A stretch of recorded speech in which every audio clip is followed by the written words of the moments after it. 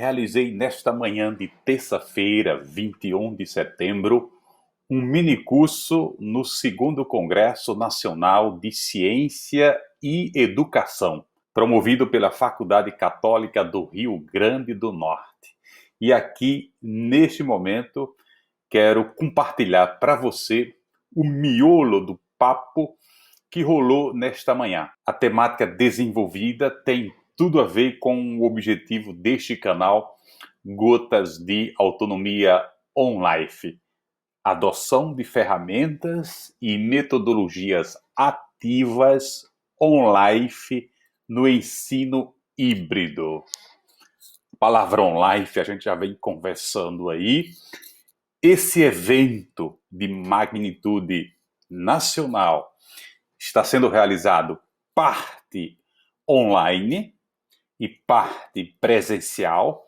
Esse próprio evento, esse Congresso Nacional, a gente sente esse on-life na prática. E daí a gente já chega à conclusão que, de fato, as tecnologias midiáticas, elas são a espinha dorsal dos ambientes educacionais. Quando muda o ambiente tecnológico, muda também o ambiente educacional. Isso tem tudo a ver com a filosofia da escola de Toronto, quando McLuhan, quando Pierre Levy e outros dizem que muda a mídia, muda a civilização.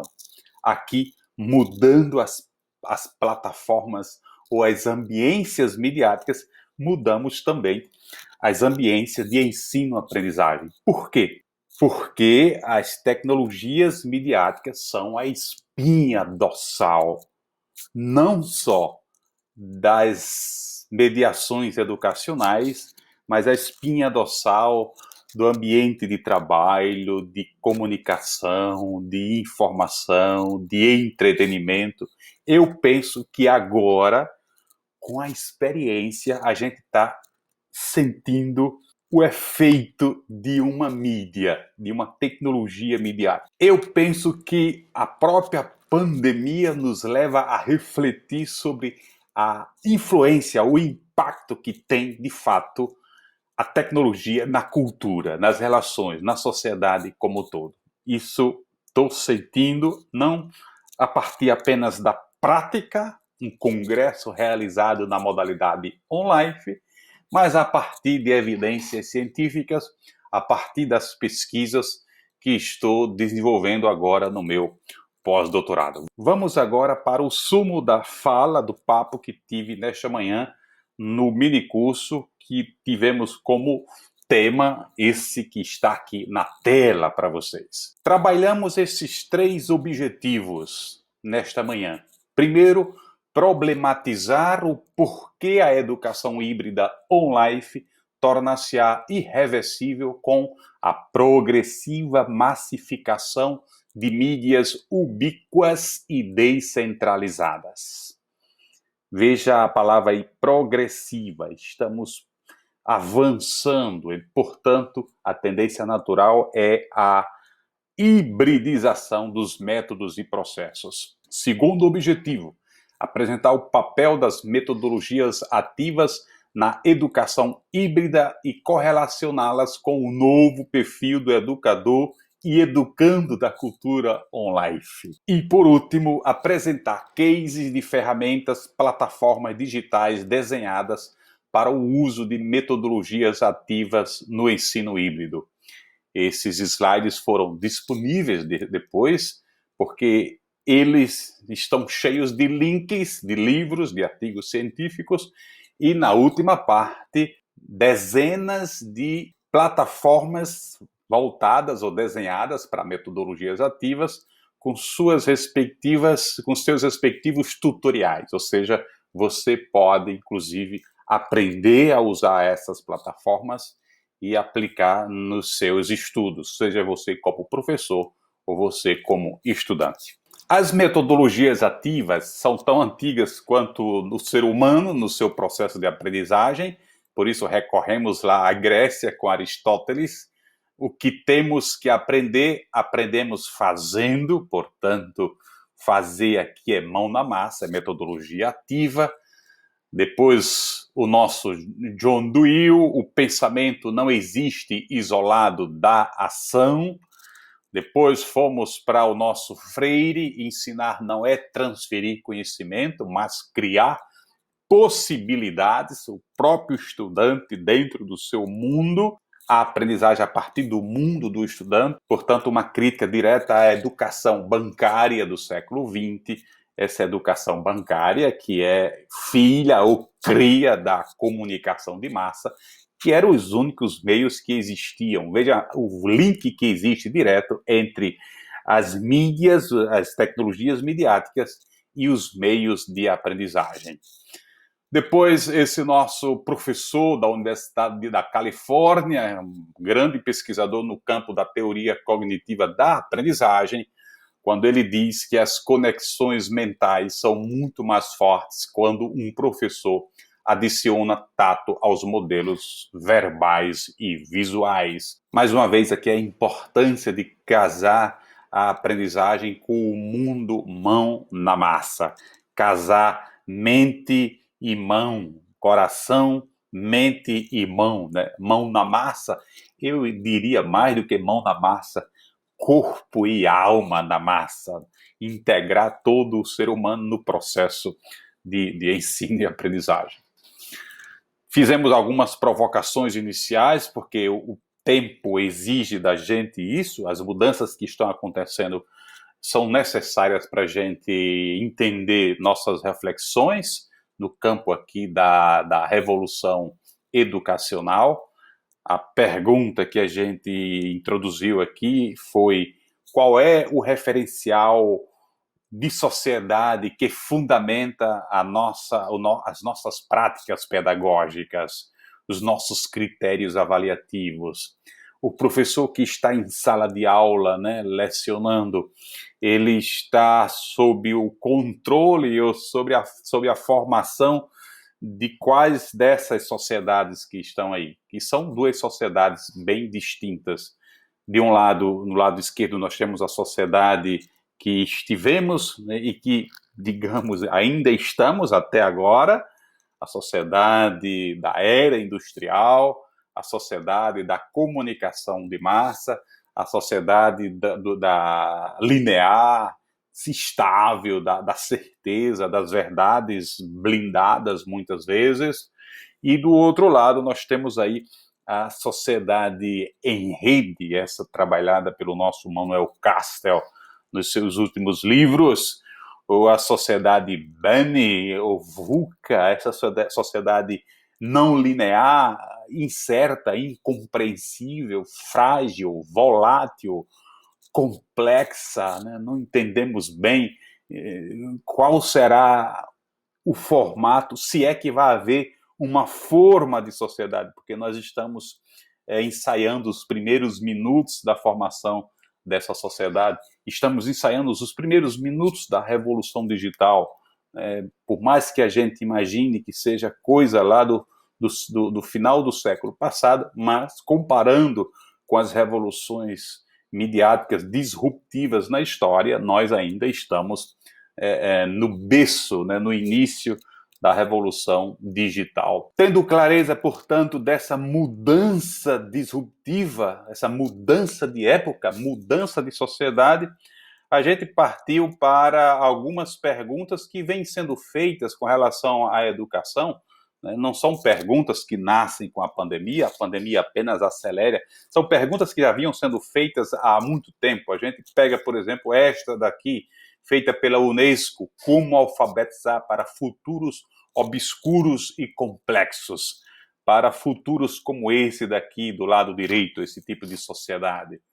Depois, perguntas da OCDE: como a educação se reinventar para responder às megas tendências que estão mudando o futuro da nossa sociedade?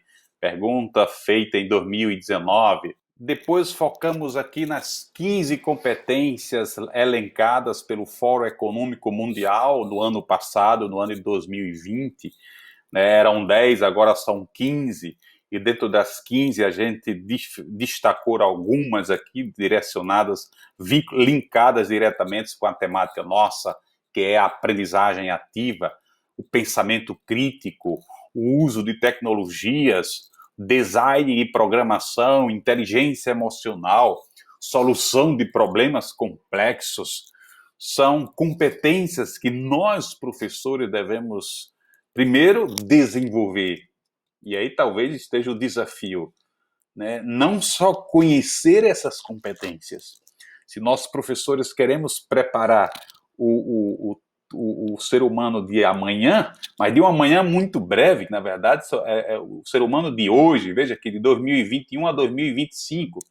Se queremos preparar esse aprendiz, esse ser humano, nós, professores, não devemos apenas ter clareza das competências do ser humano de hoje, mas o ideal seria encarnar essas competências em nossas práticas, né, no nosso modo de ser e viver, e também nas nossas práticas pedagógicas. Com isso claro na cabeça, creio que nenhum professor tem mais coragem de fazer o que fazíamos até agora, antes da pandemia. Essa charge aqui reflete um pouco a resistência que a gente tinha em inserir as novas tecnologias, as metodologias ativas, as plataformas digitais dentro do processo de ensino-aprendizagem. Até agora, gente, antes da pandemia, as plataformas digitais, esse mundo lúdico de ensino-aprendizagem da internet, estava na periferia das nossas faculdades, das nossas escolas. Era um pouco isso daqui, veja, o pobre coitado aqui na frente arrastando uma caixa cheia de pedra, arrastando, chega alguém aqui oferecendo 2 rodas para facilitar a vida desse professor e a vida desses estudantes aqui. E tanto professor como estudante, talvez mais professor, a resistência, chega a dizer: não, obrigado, não temos tempo. A pergunta é: será que, mesmo consciente dessas competências que devemos desenvolver, consciente dessa nova sociedade em rede que nós acabamos de ver, consciente desse mundo novo, a gente tem coragem de permanecer nesse mundo aqui? Será que ainda vai ter professor que vai resistir às metodologias ativas, a esse mundo híbrido on-life? E a partir daí a gente questionava quais são as limitações, crenças e armadilhas que nos impedem de sair do modelo tradicional de lecionar, do piloto automático, ou da nossa zona de conforto. Penso, em qual zona você se encontra? Essa imagem aqui no lado direito, creio que a gente se sente representada nela. Em qual zona nós estamos aqui? Já saí do conforto? Estou na zona do medo? Ou já estou aqui na zona de crescimento? Muitos professores nesta pandemia saltaram aqui para a zona de crescimento. Estavam aqui zona do conforto, lecionando como se lecionava no século XVIII, no século XIX, usando as mesmas práticas, as mesmas metodologias, mas chega a pandemia e revoluciona tudo. A tendência natural é a cultura do medo aqui, mas o medo, ele tem várias funções. Uma delas é saltar para um lugar melhor, zona de aprendizagem. Essa zona de aprendizagem nos faz crescer. Por isso, você que está aqui no Gotas de Autonomia Online, certamente é um inquieto professor e estudante que está aqui, ó, na zona de crescimento. Você está aqui na zona de crescimento. Você está definindo novas metas para o seu mundo. Você está aqui porque quer viver sonhos, quer construir, conquistar objetivos, quer realizar os seus propósitos. Por isso, os nossos parabéns. E a partir daí, novas perguntas surgiram.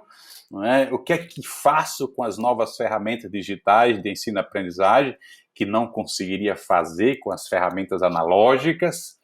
Esses questionamentos, o nosso Edgar Morin sempre nos ajudou a fazer.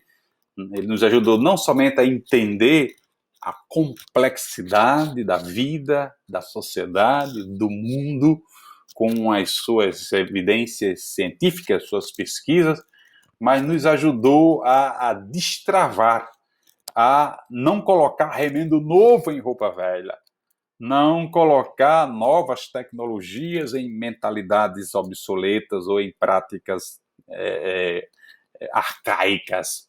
E esse livro dele aqui, que fruto agora da pandemia, né, é hora de mudarmos de via. Ele continua nos inspirando, o nosso Edgar Morin, com os seus 100 anos de vida. É claro que se a gente olha no retrovisor, o Thomas, como um grande cientista, que esse livro aqui, inclusive, está em PDF gratuito na internet, no século passado ele chegou a afirmar isso. É preciso morrer uma geração para que outra se acostume com os novos paradigmas. É normal que muitos professores resistam, sobretudo aqueles de idades mais avançadas. Por quê? Porque sempre fizeram assim.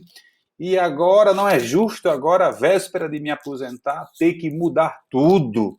Mudar todas as roupas, mudar todas as práticas, comprar todos os instrumentos novos, todos os instrumentos que eu usei, né, as velhas fichas, os velhos slides, como é que pode jogar tudo isso no lixo? Eu prefiro morrer e por aí vai. Um pouco essa lógica.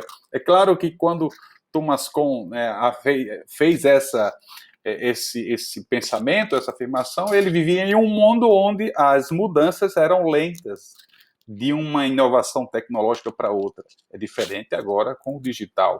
Acelerou, tudo é muito veloz, não precisa mais uma geração morrer, como veremos daqui a pouquinho. E a partir daí, gente, nós introduzimos na problematização da nossa temática. Por que a educação híbrida online torna-se irreversível? Primeiro entendemos o que está acontecendo com nós, professores, agora, na pandemia, que ainda estamos, desde o ano passado. O primeiro passo foi esse daí, antes do ensino híbrido, que estamos pouco a pouco implantando em nossos sistemas educacionais, vivenciamos o ensino remoto emergencial. Esse foi o primeiro cenário, né?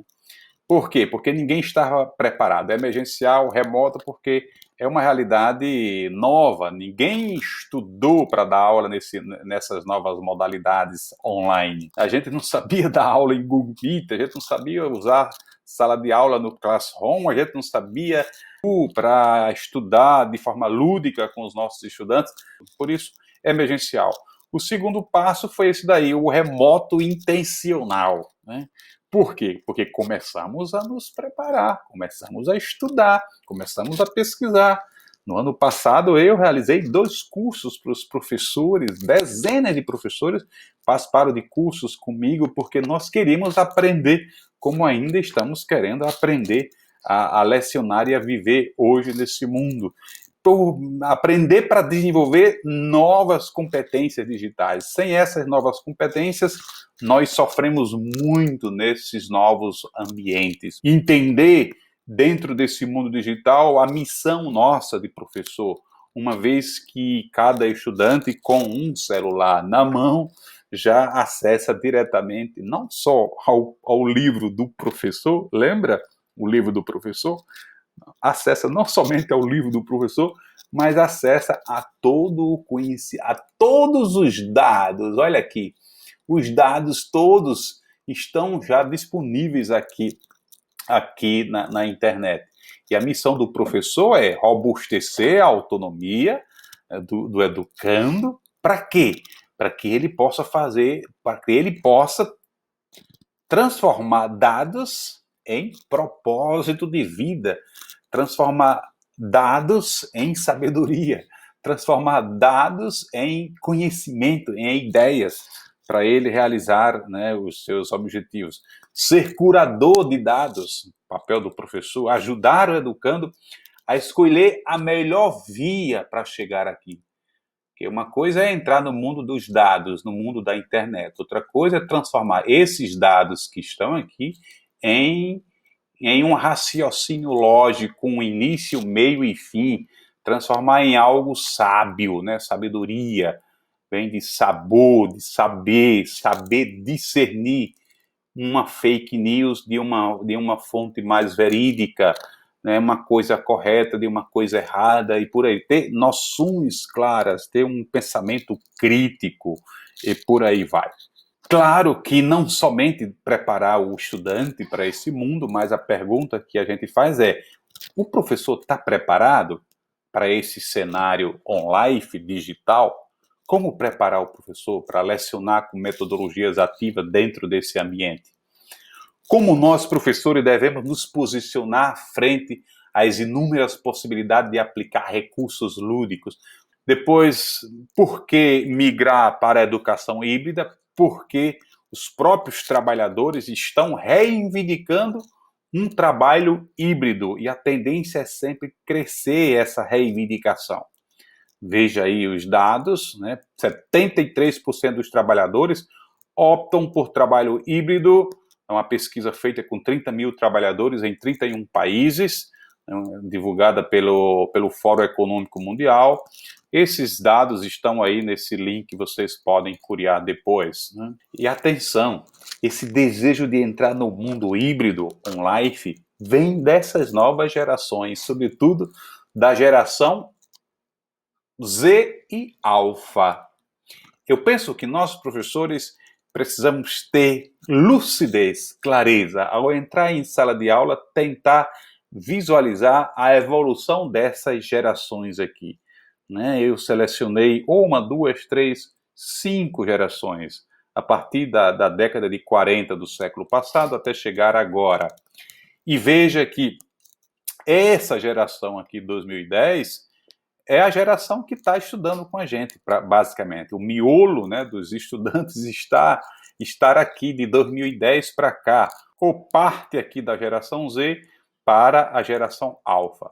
A pergunta é, essa geração alfa aqui, gente, vamos ser bem sinceros, ela se sente representada com esse modelo de escola, onde nós, estudantes, né, ficamos em cadeiras enfileiradas, um atrás um do outro, com estudantes com 30, 40, 50 estudantes, com um professor lá na frente, no quadro ou no PowerPoint, apresentando, expondo conteúdos que já estão presentes aqui no nosso celular.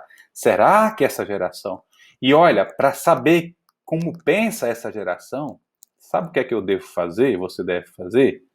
Para não ficar conversando bobagem, passe uma semana na cola de alguém que nasceu de 2010 para cá.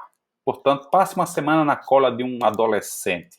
Veja como é que ele estuda, como é que ele vê filmes, como é que ele se comunica, qual é a forma como ele se relaciona nas redes sociais, como é que ele lida com isso daqui.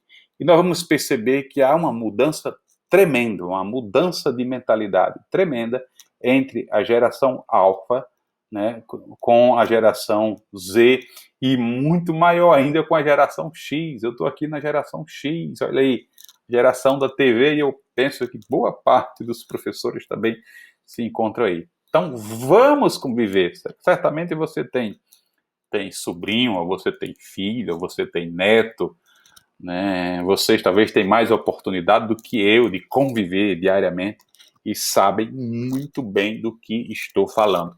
Então, educar para a geração alfa não tem... É bem diferente do que educar para a geração Y, a geração X, e quase já diferente para a geração Z, para dizer que precisamos mergulhar nos mundos, nos universos culturais, né, dos nossos estudantes, para não ficar falando à toa ou falando para as paredes.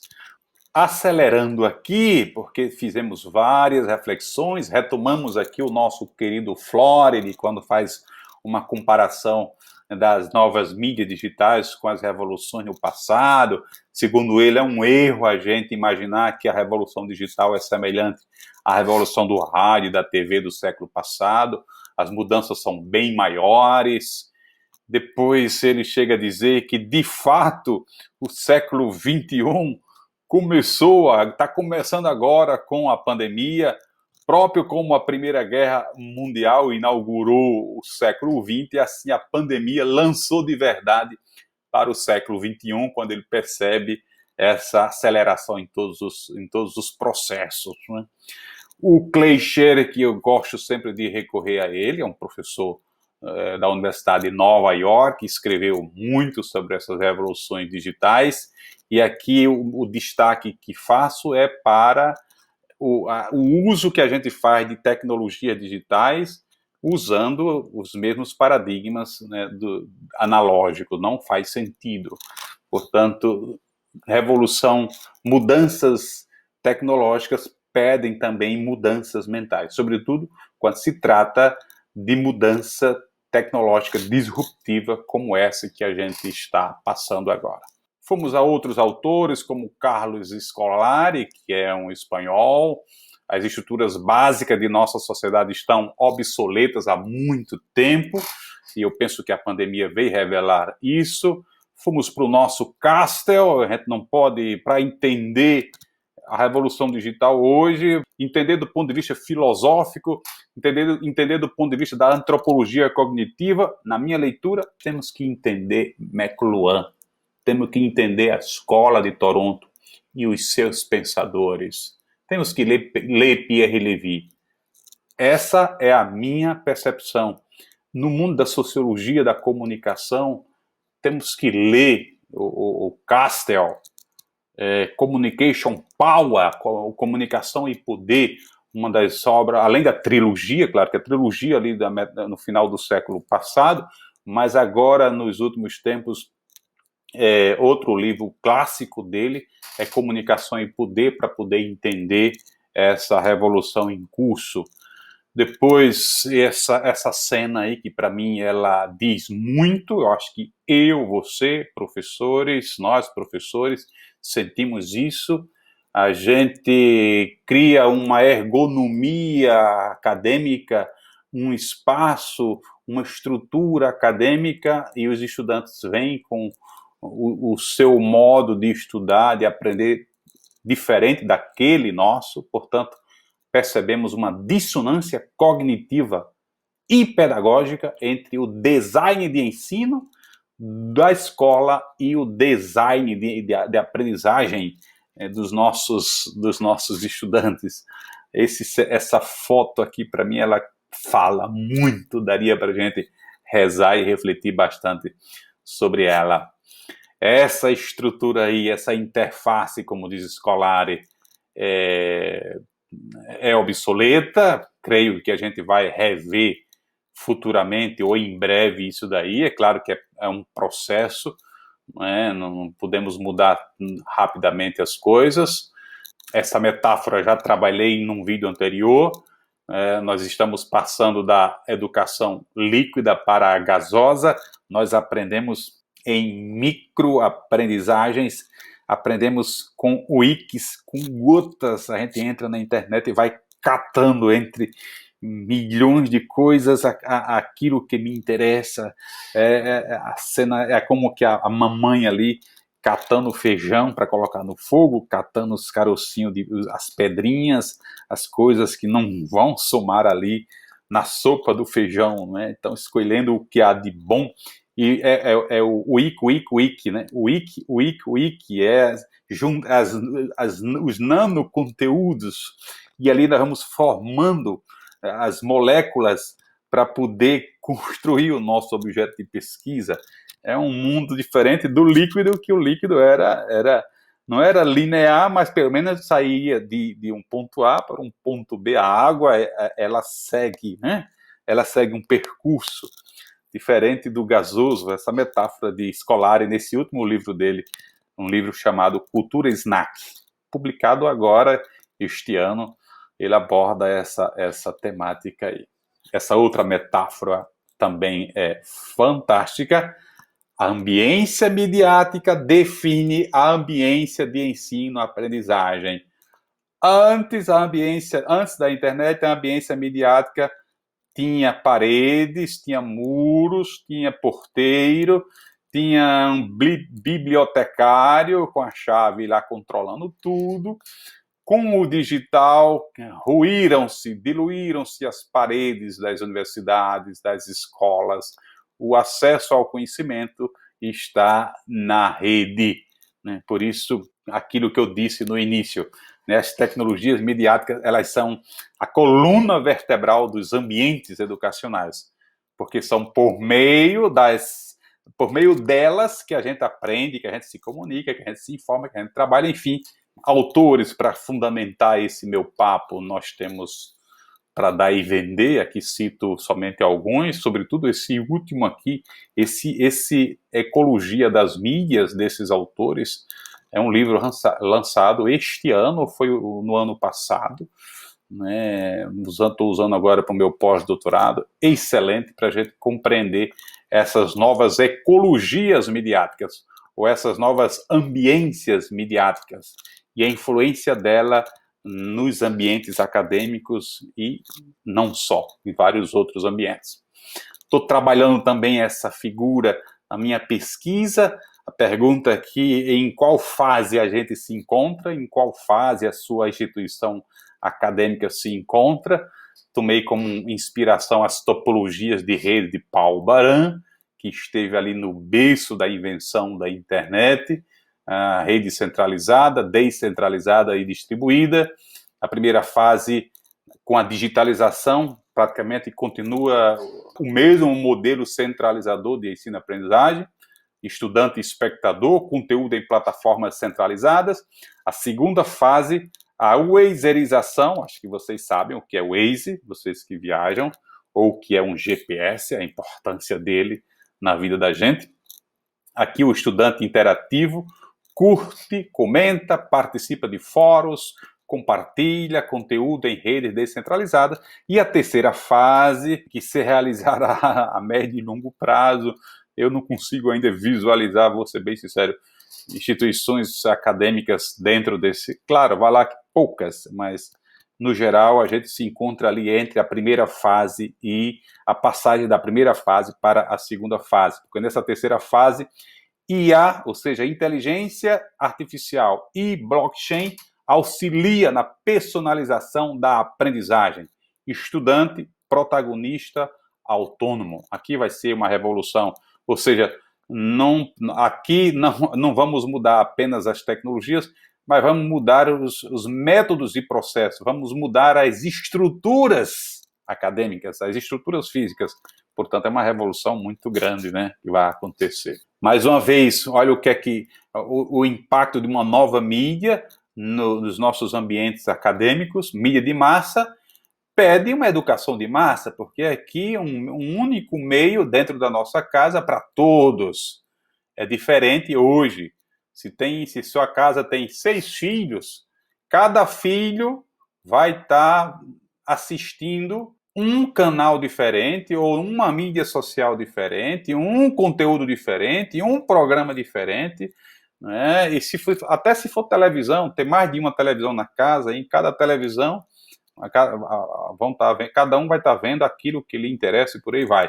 Então, mídia personalizada, educação personalizada. Veja mais uma vez uma reflexão que a gente faz entre o casamento do mundo educacional com o casamento do mundo midiático. E concluímos essa parte com esse quadro aqui, onde a gente faz uma síntese dos dois mundos, que não é o momento agora da gente refletir isso aqui. Vocês, quem tiver interesse, pode retomar. O segundo momento do nosso papo nesta manhã foi ver o papel das metodologias ativas na educação híbrida e correlacioná-las com o perfil do professor da cultura online. E aqui a primeira pergunta que a gente fez foi, observando esses senhores e essa senhora que estão aqui, fizemos essa pergunta. Se eles vivessem na cultura digital emergente, gamificariam suas aulas, incluiriam o mundo lúdico online dos educandos em suas metodologias de ensino? Paulo Freire, o Papedi, o Piaget, o Duil, a nossa italiana aí, a Maria Montessori, e outros, educariam a partir do universo híbrido online do aprendiz? Ou seja, se o estudante vive no mundo online híbrido, será que eles ensinariam a partir do universo do estudante, como diz Paulo Freire, né? Educar a partir da vida do lugar de fala do nosso aprendiz, do nosso educando, não a partir das letras, mas a partir da vida. E onde é que estão os nossos netos, os nossos adolescentes? Em que ambiente eles estão vivendo? Como educar a partir do lugar de fala deles? Em seguida, antes da gente partir para as metodologias ativas, vimos um pouco ali os conceitos de educação híbrida, essa pergunta aí que esse professor lá de Harvard fez, né? Se nossos estudantes estão aprendendo na escola e na internet simultaneamente, por que não fazer um blended? Por que não, né, não pensar numa educação híbrida? E esse livro aí certamente é um clássico para a gente entender a educação híbrida. Aqui no Brasil também, o nosso Moran, José Moran, que na verdade é um espanhol, mas já vive aqui há muito tempo, da USP, né, o conceito dele de educação híbrido, modalidade pedagógica que mistura possibilidades de combinar atividades em sala de aula com atividades em espaços digitais, para oferecer as melhores experiências de aprendizagem a cada estudante. Olha aí, a personalização. E aí cheguei a essa síntese. Na modalidade híbrida, nós temos esse retrato aqui, curar e integrar o que há de melhor no ambiente offline com o que há de melhor no ambiente online. Dessas duas realidades, nós extraímos a modalidade híbrida on-life. Ele vai estar no centro, se você observa a figura que está aí no lado direito, no centro do processo. Veja que a engrenagem aqui, para funcionar, precisa, o estudante, ele precisa ser protagonista, ele precisa fazer girar essa roda.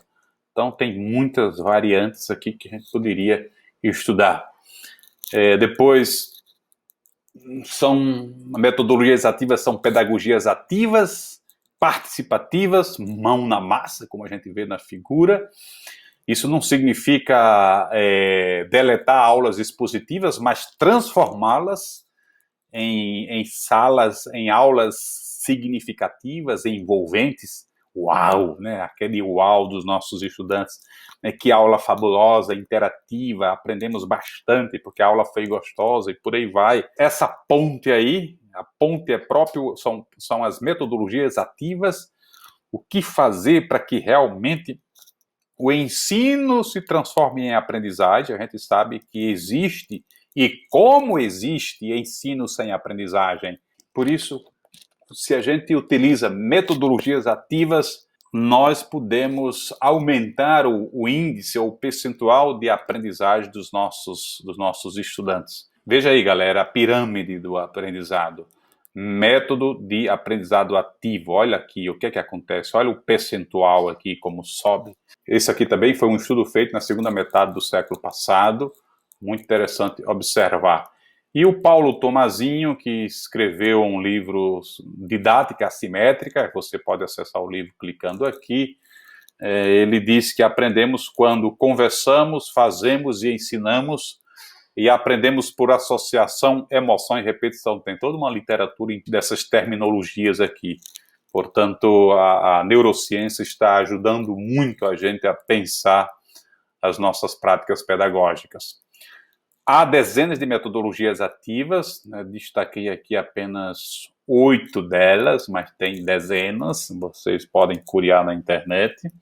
Essas daqui do lado esquerdo eu já tenho experiência com os meus estudantes nos últimos anos, sobretudo sala de aula invertida, aprendizagem baseada em projeto e aprendizagem baseada em equipes. Aqui nós temos, né, muitas outras que vocês podem curiar depois. A última parte da nossa fala foi apresentar ferramentas e plataformas digitais desenhadas para aplicar metodologias ativas na educação híbrida. Gente, na internet a gente tem uma variedade de aplicativos, de plataformas que podemos utilizar em nossos processos de ensino-aprendizagem. Por exemplo, nessa tabela periódica de plataformas, aqui já vem dividido por categorias. Por exemplo, categoria criação de conteúdos, comunicação e comunidade, avaliação de aprendizagem, ou seja, são apps, são aplicativos, são plataformas que a gente pode estudar e aplicar em nossas pedagogias.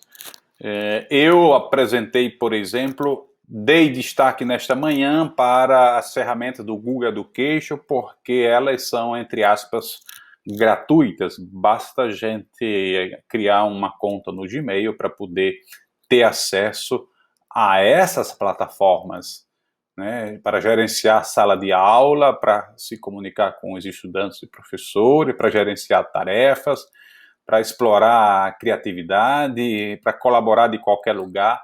São plataformas que estão acessíveis para todo mundo, basta ter uma conta no Google.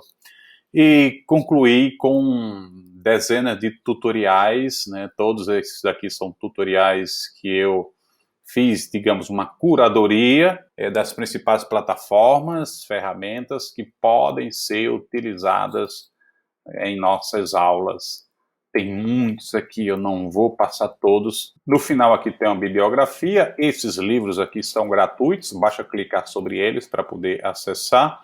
E concluo com o nosso Rubem Alves: não haverá borboletas se a vida não passar por longas e silenciosas metamorfoses. Ok, gente? Em resumo, foi esse o fio do nosso papo nesta manhã, participando do Congresso Nacional de Ciência e Educação, promovido pela Faculdade Católica do Rio Grande do Norte. Muito obrigado por você estar aqui. Compartilhe com algum professor inquieto que está entrando nesse mundo. E se você não está inscrito nesse canal, ficarei muito feliz com a sua inscrição para poder acompanhar as novas publicações. Forte abraço e até a próxima!